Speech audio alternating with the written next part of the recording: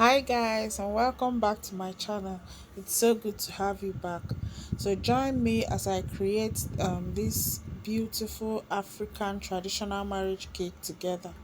Okay, so let me mention here that the two square cakes used here are dummies, and then the two above are real cakes. Okay, so first of all, I've made my fondant, I've rolled it out. Okay, I have tutorials on that on my channel. Okay, so you can go look that up. Alright, so this is the mat that I'll be using to imprint on the fondant. Okay, we have different types of cake mats. Okay, but this is the design that I've chosen for this practical. Alright, so what I'm doing here is I've placed the mat on my fondant and I'm just rolling on it with my rolling pin. Okay, so when I peel off the mat, I'm going to see the beautiful design. Alright, so this is the dummy that I'll be using for this video. Okay, bear with me, the dummy is a very old dummy. Okay, but it will work just fine for what we're doing. So this is what the mat looks like on the fondant. Alright, so I have a very detailed video on my channel on how to decorate a square cake with fondant. Okay, so I didn't bother showing it here again, so you can go check that out if you haven't seen it. It's a traditional marriage cake as well. I'll show you what it looks like at the end of this video. Okay,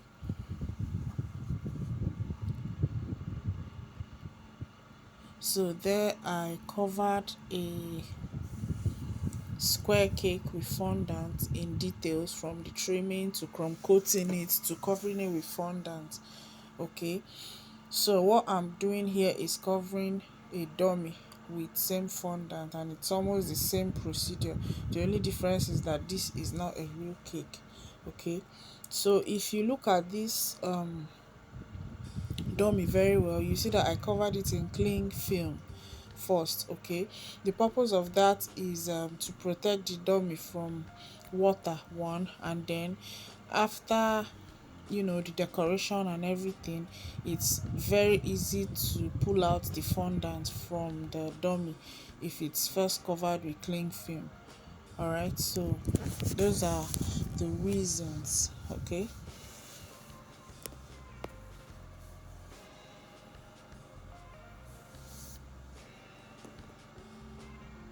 so just go ahead and watch how I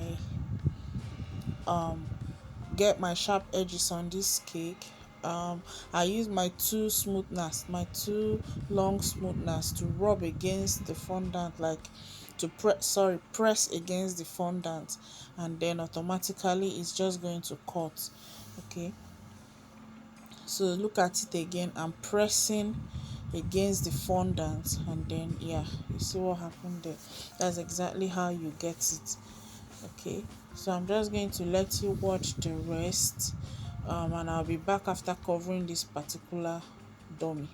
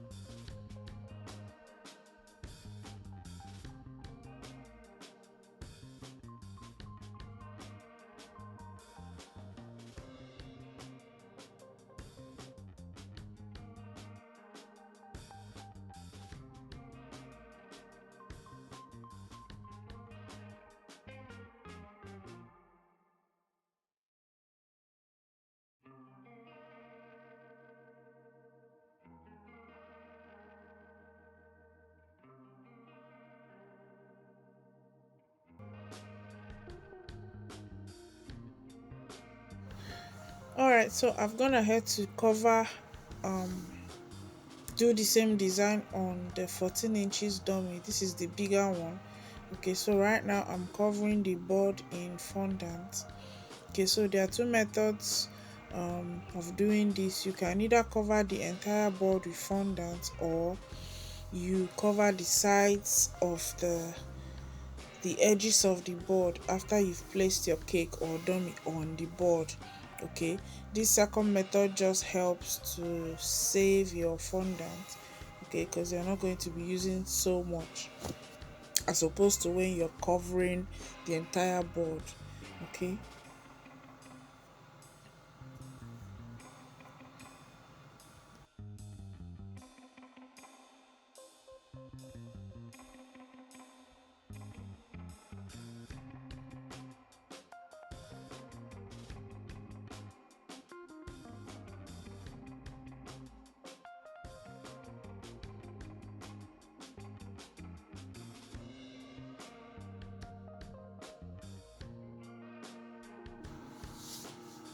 All right, so I'm just going to place the smaller dummy on top of this particular one.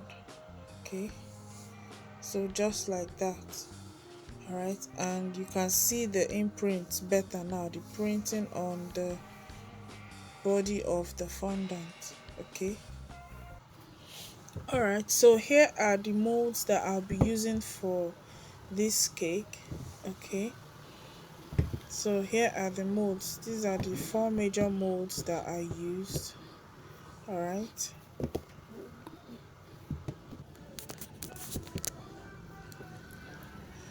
All right, so I'm just going to show you how I bring them out, or how I make the designs. I'll just show you how to do one that looks a bit challenging, and then you just follow the same process to make the rest. I'll follow the same process to make the rest.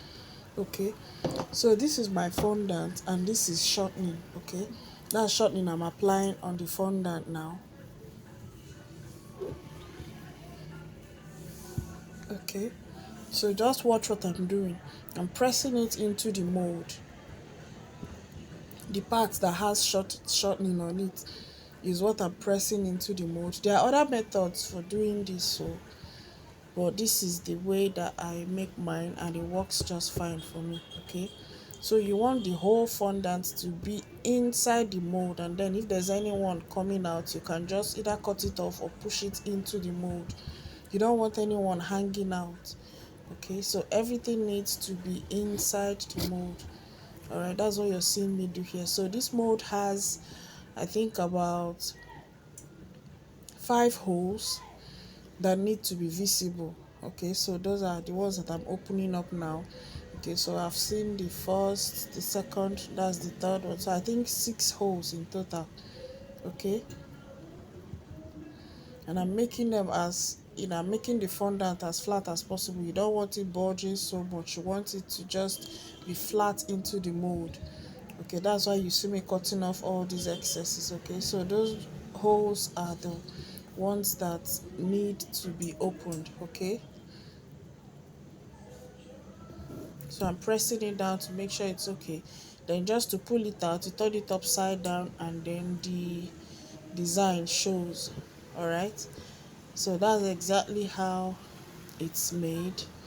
And in some cases you might need to keep it for just 5 to 10 minutes to harden a bit before you start using it on your cake, so it doesn't so the design doesn't get pulled so hard and then it loses its shape. Okay, but for these ones, we're entering the dry season, so I just use them almost immediately. Okay, so yeah, that's how it's made. Okay.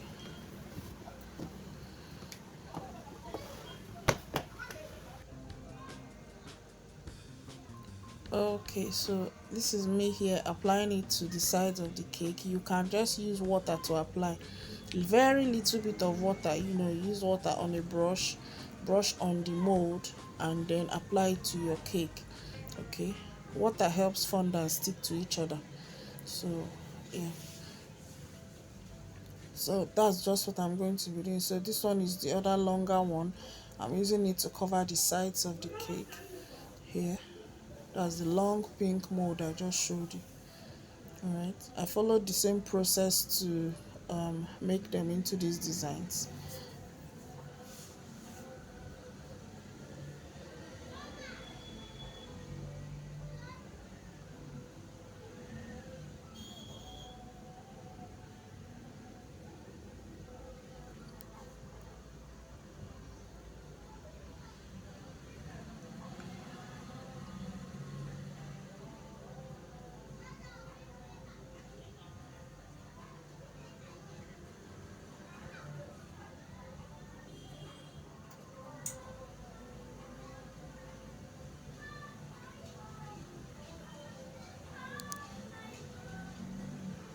Okay, so here I'm putting in the third cake, and this one is actually a real cake.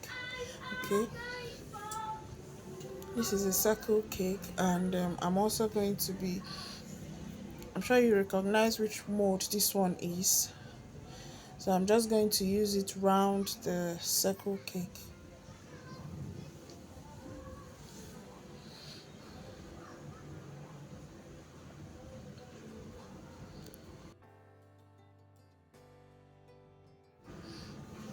So our cake is looking beautiful already. This is what it looks like, just plain white. Okay, so here I'm about to show you how I made the red border on the circle cake, or just below the circle cake. Okay, so just watch what I'm doing. This is my red fondant. Okay,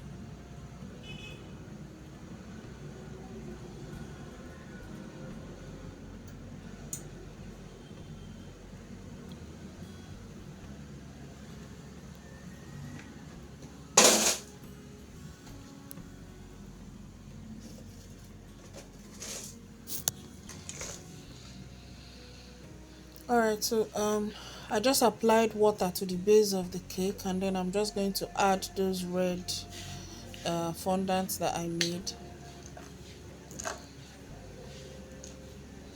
So they look like beads. Okay, so that's just the idea for this one. They look like beads. Okay,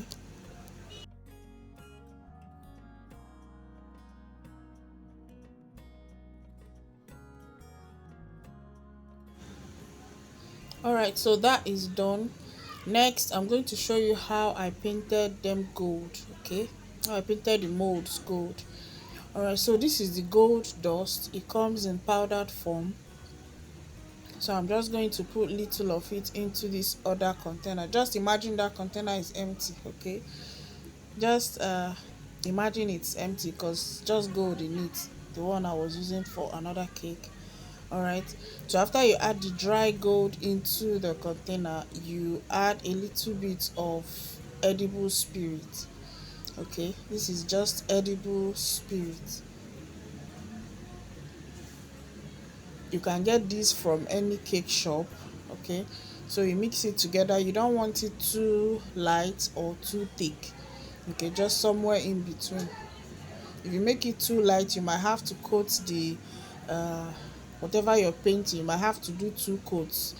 After painting, you let it dry and then you coat again. But if you make it thick enough, not so thick, if you make it just the right consistency, you just have to paint once and it's beautiful. You don't have to go twice. Okay, so excuse me. So just like that, I start to paint. Now this is a job that requires a lot of patience. Okay, I'm speeding up the video here. This is not how fast I paint. You don't want to go too fast and too carelessly, because once the gold spills on the body of the cake, yeah, it will be a challenge to get it off. Okay, so I'm using a very small brush. As you can see, this took a lot of time. Okay, but you just need to go carefully, and yeah, you just need to go carefully. Okay, so yeah, this took a lot of time, but that's the job. Okay,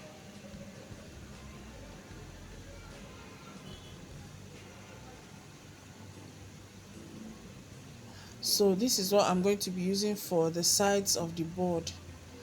Okay, that's yeah, I'm going to be using it to cover the sides of the board. Okay, to also add beauty to the board. Okay,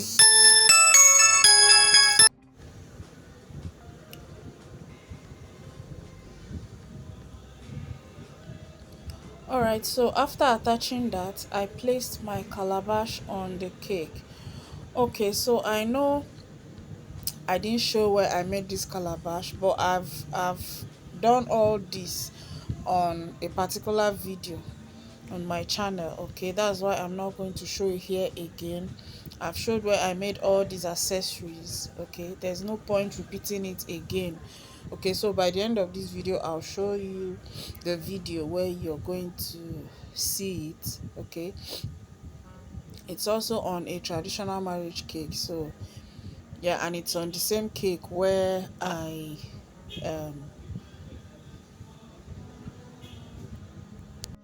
where I showed how to cover a square cake with fondant. Okay, so it's on the same video. So if you need details on that, I will show you how to get it. Okay, so these beads were just made with fondant.